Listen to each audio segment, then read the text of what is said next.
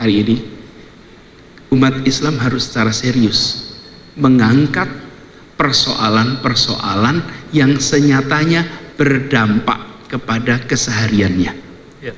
Pendidikan, lapangan pekerjaan, kesehatan, infrastruktur itu penting, tapi infrastrukturnya bukan hanya infrastruktur besar. Air bersih, air bersih mendasar sekali. Jadi saya membayangkan ke depan, kalau fokus kita juga memberikan keseriusan bahwa proses politik itu bukan hanya untuk mendapatkan kekuasaan, tapi proses politik itu adalah untuk menggunakan kekuasaan bagi kemaslahatan seluruh bangsa. Di situ proses politik itu. Sehingga ketika umat Islam berpolitik untuk menghasilkan sesuatu, untuk mendapatkan perubahan. Lihat apa yang terjadi di Turki, fenomena di Turki. Kenapa orang seperti Presiden Erdogan disegani, diikuti, meskipun belum tentu secara ideologi setuju dengan Erdogan. Tapi ketika ditanya, Anda mau pilih, saya pilih dia saja. Saya tidak cocok. Kelompok sekuler Turki itu belum tentu nyaman dengan kepemimpinan dia. Tetapi dia sebagai pemimpin yang membawa aspirasi umat Islam, dalam kata santri lah kalau bahasa kita di sini, kaum santrinya di sana, dia berhasil membereskan persoalan-persoalan mendasar. Nah, ini tadi bisa seperti sampaikan sebelumnya, ini akan membuat umat Islam merasa keterlibatan dalam proses politik ini memberikan hasil, dan bahwa kehadiran umat Islam di dalam politik itu tidak menjadi semata-mata rebutan kekuasaan. Kalau rebutan kekuasaan yang diceritakan oleh Bung Fadlizon, kalau rebutan kekuasaan, maka saat itu ngotot Ki Bagus Hadikusumo tidak akan berubah, tidak akan. Kenapa? Tapi mereka sadar bahwa ini bukan semata-mata secara simbolik. Secara simbolik itu hadir Islam dengan 7 kata di dalam Piagam Jakarta, dan kita perlu garis bawahi bahwa sila yang menjadi sila pertama kita yang tadi disebut ini mencerminkan sebuah spirit tauhid yang barangkali sulit cari negara demokrasi manapun yang tidak berdasar agama dengan spirit tauhid seperti kita. Nggak ada. Tauhid itu hadir, dan ini tidak muncul di tempat lain. Ketuhanan yang Maha Esa itu jelas, kata Esa itu. Ini menggambarkan bahwa mereka menginginkan sebuah negara yang menghadirkan, nih yang katakan mereka, memajukan kesejahteraan umum, mencerdaskan kehidupan bangsa, melindungi segenap tumpah darah, terlibat dalam perdamaian dunia. Itu 4 itu yang mau dihadirkan. Jadi apapun identitasnya, mereka bilang oke dah, yang identitas kita pinggirkan dulu, tapi 4 inilah kita menghadirkan.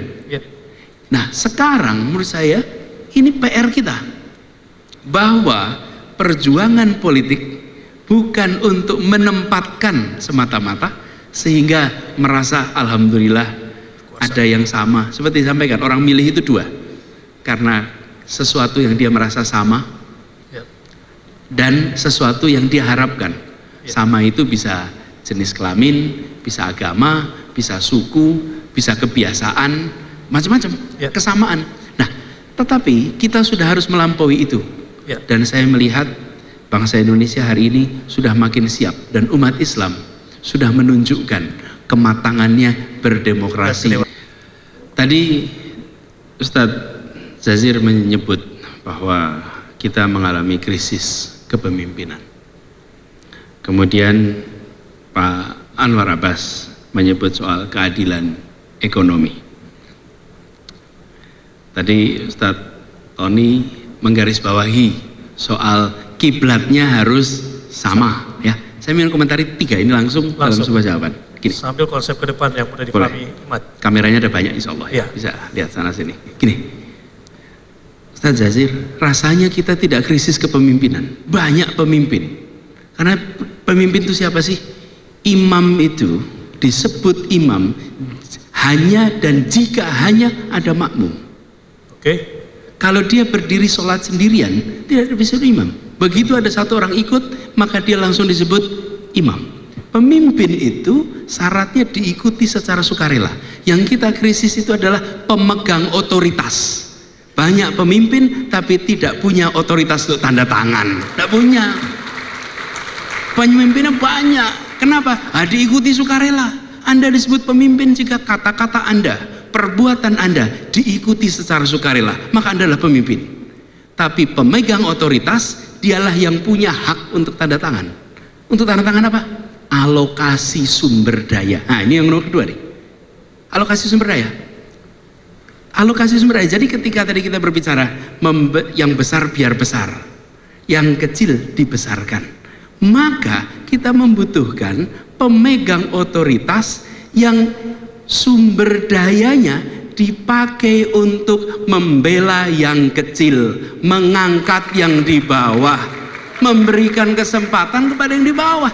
Lah untuk apa Anda diberikan kesempatan tanda tangan jika tanda tangan yang Anda miliki itu tidak dipakai untuk janji konstitusi kita, melindungi, memajukan kesejahteraan umum, mencerdaskan. Jadi yang disebut sebagai pemimpin, pemegang otoritas itu adalah arahnya, kiblatnya konstitusi. Seorang pemimpin di republik ini, pemegang otoritas, dia harus hafal konstitusi. Ini kiblat kita yang disepakati tanggal 22 Juni 1945. Itu kiblatnya yang kemudian diresmikan tanggal 18 Agustus sesudah melewati revisi. Ini pegangannya, kiblatnya di situ. Karenanya yang dibutuhkan hari ini adalah mereka yang serius ketika pegang otoritas membela yang di bawah. Dan kita bicara Indonesia yang luar biasa kaya. Saya sering dibilang, Ustaz Bahasa Nasir, Indonesia itu keunggulannya karena bineka. Saya bilang bineka di Indonesia ini bukan barang aneh. Ya. Keunikan kita itu bukan pada kebinekaannya saja. Ya. Tiongkok bineka, Afghanistan bineka, India bineka. Perbedaan kita dibandingkan yang lainnya adalah di sini ada kebinekaan, tapi di sini pula ada persatuan. Itu keunikan kita, persatuannya, bersatunya. Kalau banyaknya keragaman, banyak tempat lain tapi tidak bersatu. Nah, dulu persatuan itu dibangun dengan kesamaan cita-cita. Tadi disampaikan oleh Bung Fadlizon, kesamaan cita-cita, imagine society. Hari ini persatuan itu dibangun dengan kesetaraan kesempatan di semua bidang, utamanya di ekonomi. Kesetaraan, karena itu ketimpangan dibereskan. Ingin mempertahankan persatuan Indonesia, maka bereskan ketimpangan. Tidak mungkin membangun persatuan, menjaga persatuan dalam ketimpangan. Karena itu pemegang otoritas hari ini dan ke depan adalah pemegang otoritas yang membereskan ketimpangan menggunakan tanda tangan yang dititipkan kepada tangannya. Disitulah pemimpinan dibutuhkan untuk Indonesia ke depan. Al-Hikmah TV, media referensi Islam, dapat diakses di www.alhikmahtv.com dan Play